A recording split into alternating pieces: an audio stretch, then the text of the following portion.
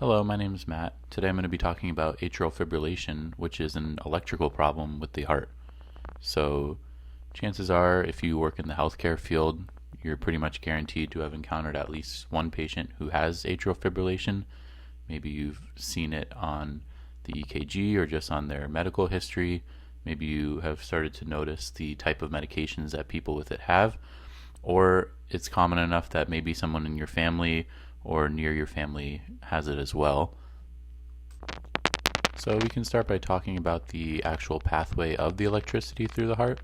We have a diagram here of the electrical pathway. You can see it starts in the SA node, and the electrical impulse will travel to the AV node.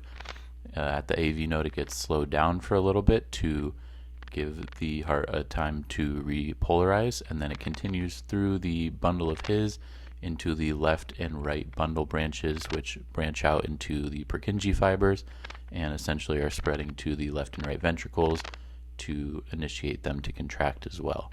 And that's the general pathway in a normal heart without AFib, starting from the SA node and ending up in the Purkinje fibers. And if you take a look at the second diagram, it's sort of a side-by-side with a regular heart compared to a heart with atrial fibrillation.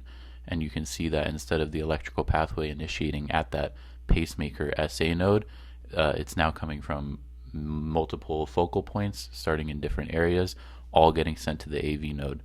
And what ends up happening is all of those electrical impulses coming into the AV node sort of overwhelms the AV node, and so it can only send a few through, which is why a person with atrial fibrillation is going to end up having that irregular heartbeat, because it's sending different electrical signals through from different sources and kind of in a jumbled fashion.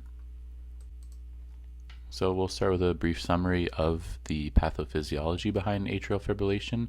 It's the most commonly encountered cardiac rhythm disorder. Like I mentioned, you probably have seen it before, either someone you know personally or a patient that you've seen. And what's happening is, because of that electrical pathway alteration, the upper chambers of the heart and the atria are beating out of coordination with the lower chambers, the ventricles, because the electrical conduction that is stimulating them to contract is not regular and coming from the same place. So the electrical signals in the atria are sort of chaotic and disorganized, and that rapid electrical activity from the pulmonary veins that enters the atria and normally comes through the SA node takes over as the pacemaker instead of the SA node, which a much faster rate of up to 350 beats per minute. Some problems with this. One, it leads to turbulent and abnormal blood flow through the heart chamber. You also have atrial appendages. They're little pouches in the left and right atria, and they kind of just hang out there.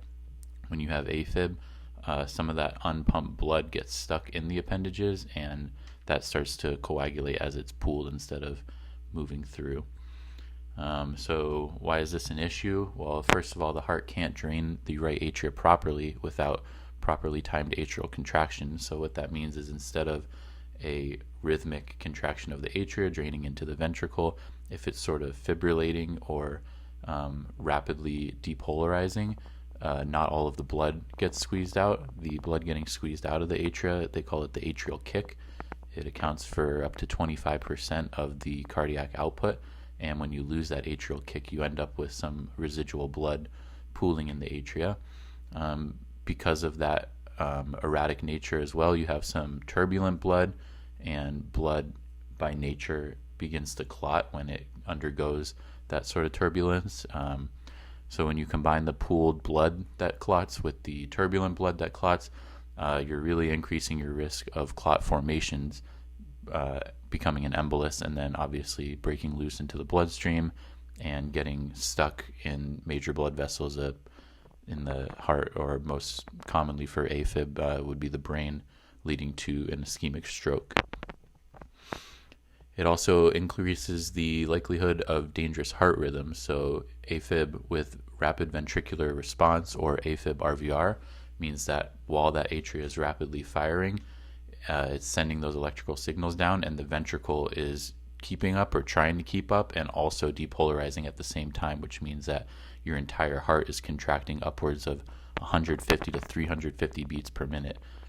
The issue with a severe tachycardia like that is that in between each of those contractions, the heart has zero time to fill back up. So what ends up happening is very little blood is actually getting pumped out, and your cardiac output is greatly reduced. You'll end up hypotensive. Your body will not be perfused, and eventually you're gonna pass out and die because your brain and your vital organs aren't getting any blood from the heart beating so quickly without time to refill. So for presentation, there's millions of people in the United States who live with it, and on a day-to-day basis, they're living normally. You can't really tell if they're treated well and they're under the right treatment protocol. There's not much presentation unless you're looking at an EKG. Anyone who's in AFib, it is impossible to hide if you take an EKG. So the EKG or the ECG will present with absent P waves. The P wave on the EKG is representing the atrial depolarization, so that movement from the SA node to the AV node as the atria is depolarizing. When you lose that, you're not going to have any P waves. So you're going to see really irregular QRS complexes, which is the ventricular depolarization, and there's going to be absent P waves. So it's going to look irregular. If you take a look here, you can see on top is a normal sinus rhythm. So you have the small bump, which is the P wave, then the large QRS, which is the ventricular depolarization, and then the small bump after that is the T wave, the ventricular repolarization. If you take a look at the second strip, you can still see the QRS waves, but there's no definitive P waves because now you don't have one single source of atrial depolarization, and it's sort of just fibrillating. So in terms of presentation, what it looks like, if you have untreated AFib and dangerous dysrhythmias such as that AFib RVR, you're going to have obviously very noticeable symptoms. So again, this is for untreated. A patient's going to have palpitations, chest pain, dizziness, shortness of breath, especially on exertion, and all of that is a result of that diminished cardiac output. And then obviously if you are in that deadly dysrhythmia like an RVR with a rate of 350, you're going to be unconscious and dead pretty soon if you don't get the proper management. So we can talk about some causes.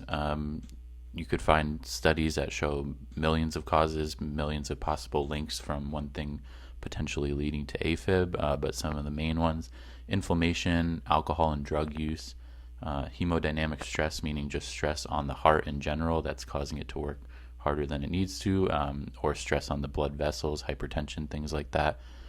Neurological and endocrine disorders, old age. Obviously the heart starts beating day one and doesn't stop until your last day here, so the older you get and the more time the heart has spent pumping, the more likely it is to get irritated and have all types of alterations. There's also genetic factors, like I said, hypertension and sleep apnea is also a cause.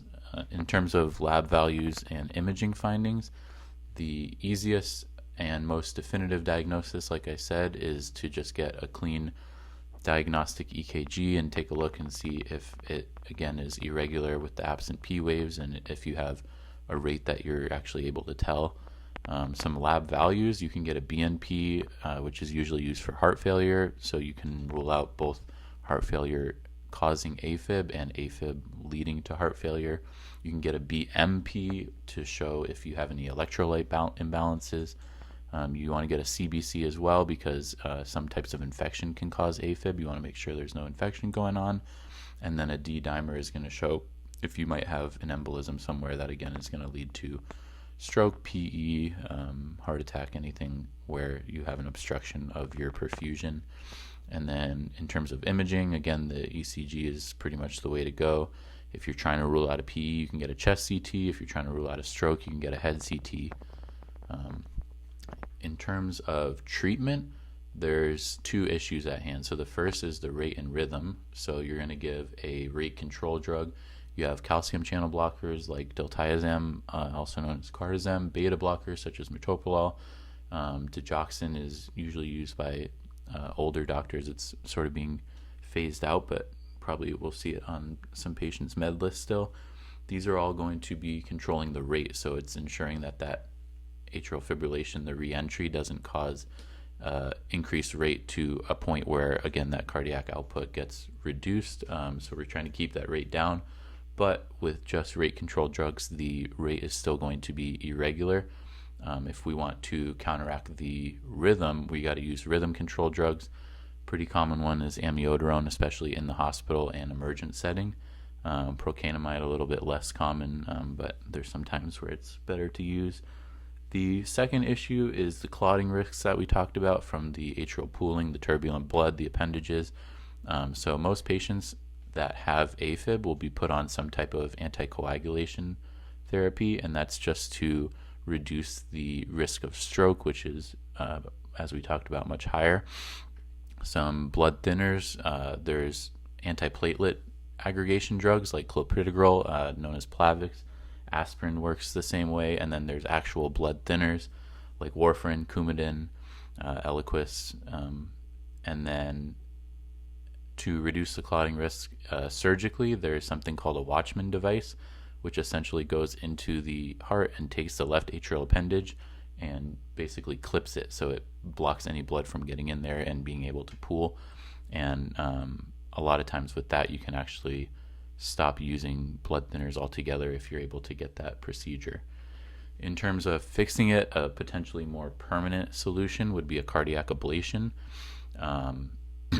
It uses a catheter to either burn or freeze parts of the heart and scar the tissue that carries those unwanted impulses. So when you have all of those electrical impulses coming into the atria and taking over instead of the SA node, it sort of just creates scar tissue in those areas and allows the SA node to carry the electrical pathway the normal way, and take back over as the pacemaker. In terms of prevention, it's all about keeping the heart happy and healthy. So obviously smoking is a big one to stop or to not start to begin with. Maintaining a healthy diet, cholesterol and salt that contribute to cardiovascular damage, exercising regularly and sleeping well, both getting a good night's sleep and correcting sleep apnea if you have it.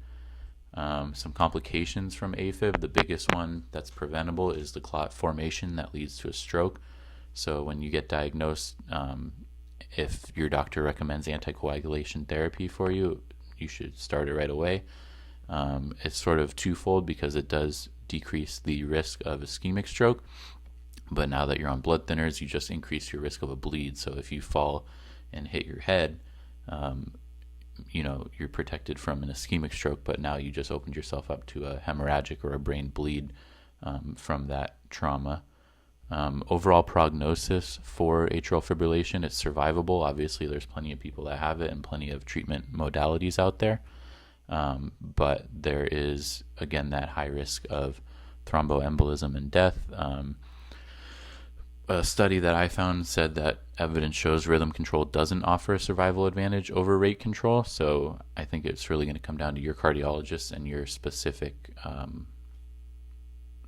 risk factors and things like that. And really just hammering on stroke prevention and maintaining the heart well. It is an expensive thing to maintain because those blood thinners and rate and rhythm control drugs can get expensive, as well as the ablation therapy and regular cardiologist visits. So that is sort of a barrier to treatment and financial burden. Here are the references I used. Thank you for watching and have a good day.